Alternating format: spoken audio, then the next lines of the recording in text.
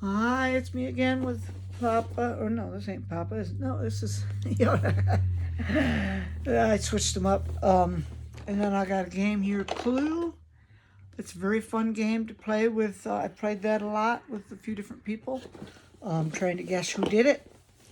Um, it's it's a pretty good one. I've collected a few different versions of Clue and stuff, but I'll have to show them to you later. Um, my last video, I just talked about fish or hunting.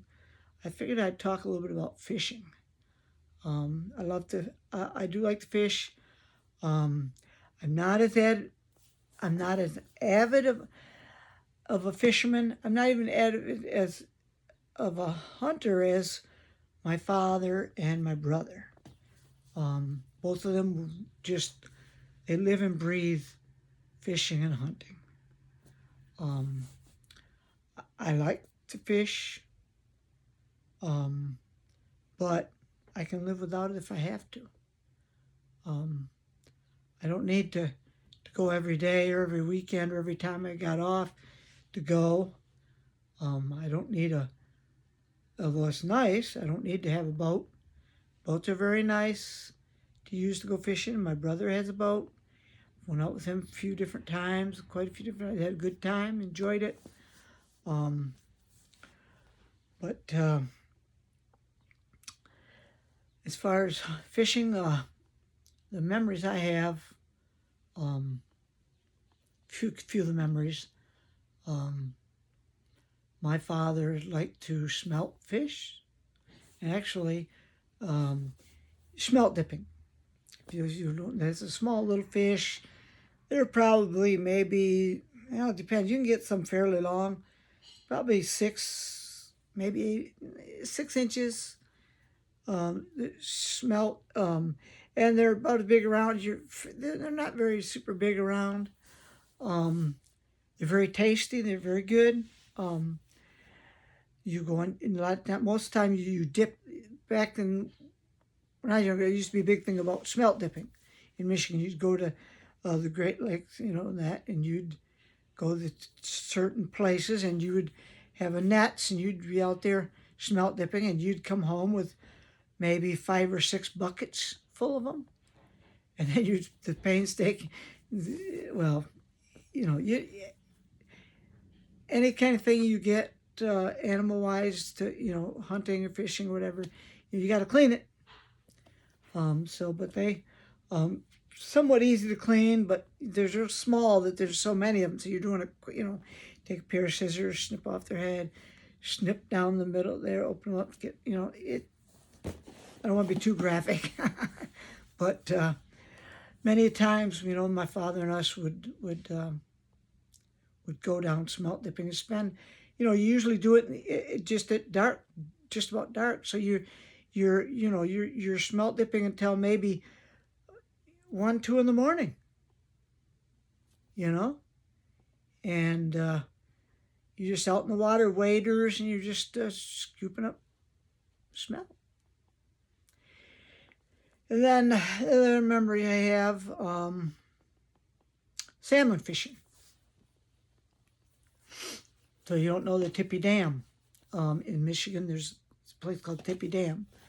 And below the Tippy Dam is where a lot of fishermen go to go smelt or to go salmon fishing. My father loved to go there. He went there a lot. And I went there a lot with him. And usually a lot of the memories memories I have going there was also, um, you know, ended up, sometimes ended up, besides fishing, I was too young, and I'm not really a drinker, but my brother and my father and my brother would go and they'd do a little bit of bar hopping, and sometimes after, they'd go to a couple different bars. I'd sit out in the car and wait for them. Um, a couple times we've out so late going back home, we'd almost out of gas one time, and we had to pull into a gas station. It was closed. It's about 4 in the morning, 3 or 4 in the morning, pulling in there, and say it was closed, so we were about on empty. My father's not too thrilled on walking, so as we parked in the parking lot there, and we slept in our truck until the gas station opened and got gas, and we were on our way. A lot of times fishing at the Tippy Dam. A lot of times I was the one that had my line tangled up. Spent many times just, I guess, tinkering around on undoing my line so I could fish again. I didn't really catch too many salmon at the Tippy Dam. My father would catch a few, my brother, but I never really had a lot of luck fishing at the Tippy Dam. Another type of fishing is very popular in Michigan is fishing on the ice fishing, and I love that too. It's really neat to go out in the ice and fish, except when sometimes get very cold. And some of the memories I have of ice fishing with my father is he's such a avid fisherman. He'd fish as long as he could so you'd go to a lake, and there he'd fish as long as the season would let him. So, and early, starting to get spring, the ice starting to melt a little bit. I tell you, he's went on places where the water maybe about 2 foot. Let's say there was 2 foot of where there's water, and then the ice is out on the lake, right? Maybe a foot, but anyways, you'd have to get onto the ice. So he'd throw a board down. I remember a couple times throwing a board down, walking out on the ice. The ice was, still thick out there, but just thin it towards the shore, right along the shore. It was just, there was no ice there at the shore, but throw a board out there and get out there and eat fish. Other couple memories I have of that is a few different times many times I've been out on the ice where my father didn't have a shanty. And we would fish, and the wind would be so cold, and I'd have to sore feet. My feet would be frozen, and I'd have to go up the truck. I'd say, Dad, I gotta go up the truck. Or I'd say, we're gonna go. Just a little bit longer.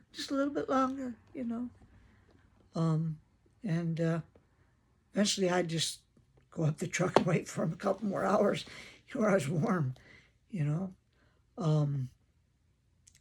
Another thing about ice fishing is when I was probably about 5. My father picked me up, we went out ice fishing, and my mother made sure that I was as warm as could be, and she put this parka on me, with a hoodie and type thing, and went out ice fishing. And you're that young, you kind of wander around a little bit too, and I don't know what I was thinking or whatever, but I stepped over I believe it was like what used to be an ice shanty hole, because shanties, they make a hole, and then they pull up their shanty, and they could leave it's the ice is thinner there because the ice shanty was there, and they had it sputted out. Maybe they were spearing in the winter, and they had a hole big enough. And I went and I started to go down the hole, and my father was there, and he grabbed me by the back of that parka, that I was wearing, and pretty much, I guess you'd say saved my life, because if it wouldn't have been for that, I might not be here today. But that's kind of an interesting story there about ice fishing. I was going to talk a little bit more about that. There's been a few different times where not only cold, but the wind's blowing so hard. So one time we had this. My dad made a like a makeshift sled out of a piece of tin. He took the tin and just curled up the front, and just it's a nice 8-foot piece of tin. And one time we were out fishing and this wind was just blowing. I mean, it would blow you across the lake if if you let it. And so we sat down and he just flipped that up on its side like that, and that was our kind of a windbreak that kind of somewhat keep us from getting too cold. But my father was a very avid fisherman, and I learned a lot from him. But I'm still not. I'm not that avid anymore, especially now. I'm a little bit more.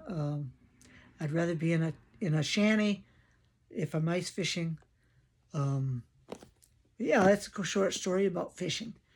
Have any interesting comments you want to say about what you what you like, what kind of fishing you like? If you like to ice fish more, if you like to just regular fish, or if you like to spear fish, or if you like to net. Some people go out, and net in certain spots. You can net. You got to you got to make sure you're in the right areas and stuff. Or if you like to fly fish, I've tried fly fishing. That's kind of interesting too. I'd be interested to hear some of what you like to do. Thank you.